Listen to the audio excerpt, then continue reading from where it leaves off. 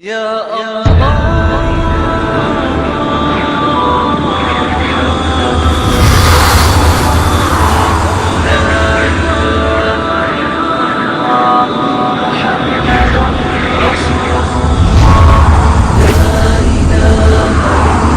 الله رسول الله لا إله إلا الله محمد رسول الله.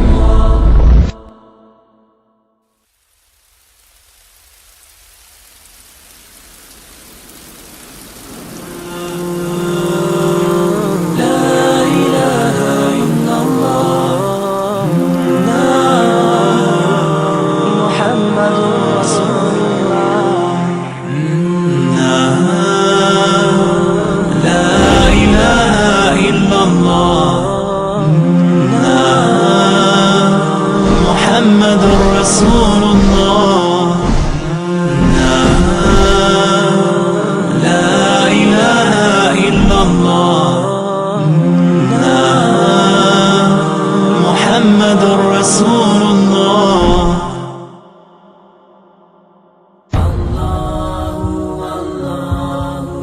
Salam alaikum et bienvenue à tous les frères et sœurs pour ce nouvel épisode de La Voie éternelle. Nous remercions Allah de nous donner l'islam et de nous avoir permis de réaliser ce second épisode.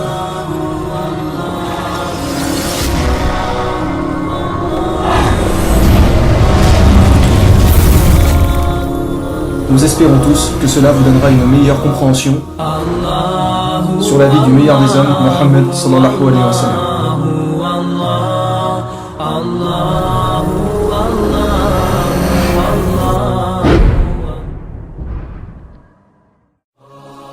Bon nombre d'ignorants aujourd'hui ne cessent de rabaisser et critiquer notre bien-aimé prophète en inventant toutes sortes de mensonges à son égard. Et malheureusement, nombreux sont ceux qui tombent dans le piège et écoutent ces diffamateurs qui en réalité ne connaissent rien sur la vie du dernier messager d'Allah.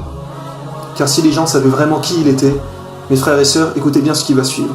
Si les gens musulmans ou non connaissaient vraiment notre prophète, il n'y a absolument aucun doute que toute l'humanité entière voudrait être comme lui. Il n'y a absolument aucun doute que toute l'humanité entière voudrait être comme lui. Aucun doute que toute l'humanité entière voudrait être comme lui.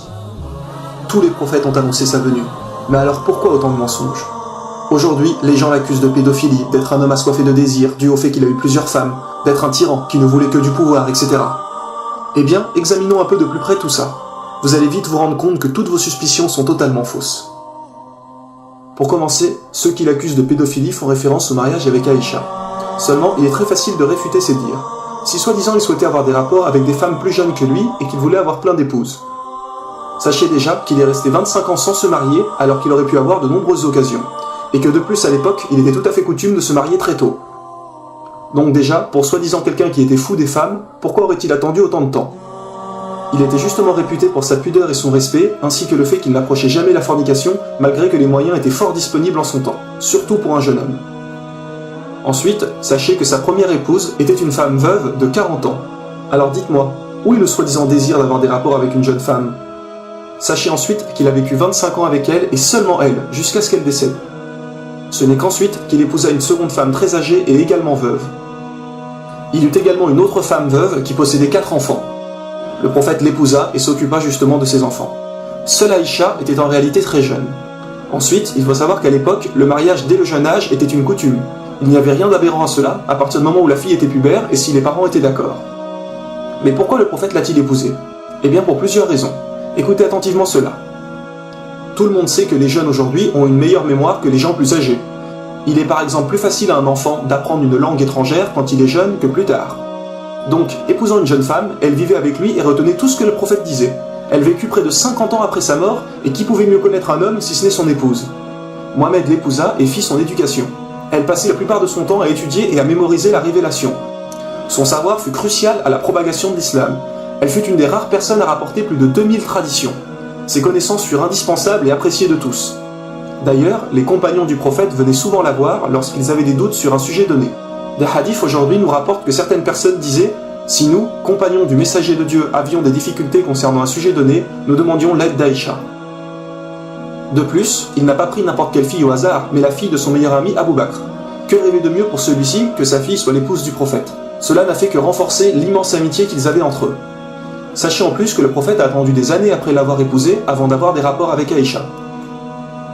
Alors réfléchissez bien et dites-moi, où est l'homme assoiffé de désir? Un homme qui a épousé plusieurs femmes bien plus âgées que lui, qui est resté 25 ans seul et 25 ans avec la même femme.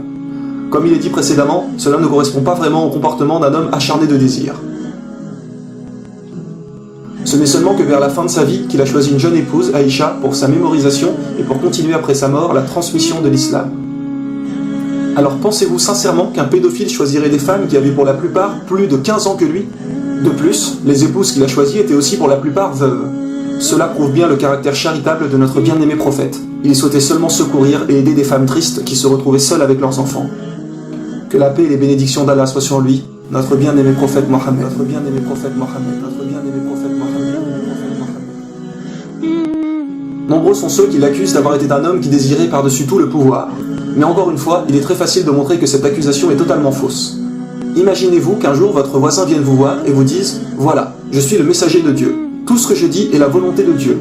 Donc à partir d'aujourd'hui, vous allez faire tout ce que je vous commande. » Allez-vous le suivre? Non. Beaucoup de gens l'ont traité de menteur, ont même cherché à le tuer.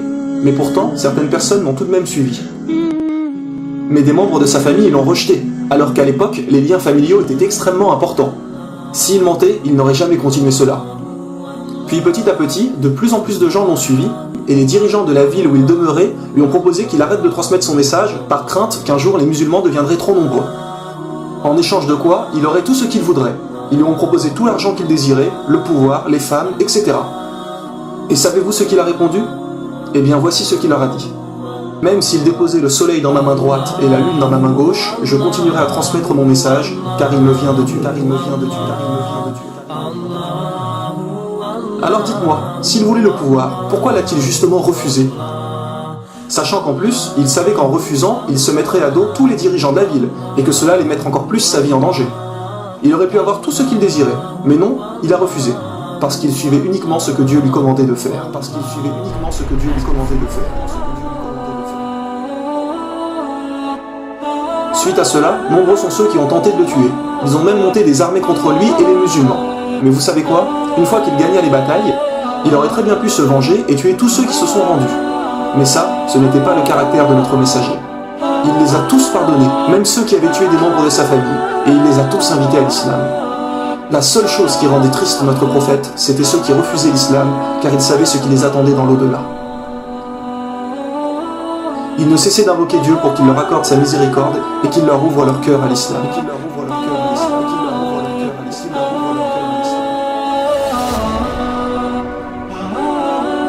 Alors, si c'était un tyran assoiffé de sang, comme certains le prétendent, pourquoi a-t-il pardonné tout le monde?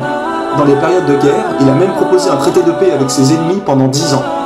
Renseignez-vous sérieusement par vous-même sur la vie de notre bien-aimé prophète, et vous vous rendrez vite compte de qui il était vraiment. Ne vous êtes-vous jamais posé la question, s'il était si horrible que cela, s'il avait demandé à tous les êtres humains d'être des terroristes, etc., comme le pensent certaines personnes?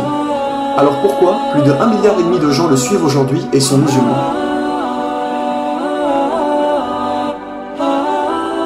Croyez-moi, si toutes ces personnes étaient des terroristes, il y a longtemps que tous les non-croyants seraient déjà tous morts.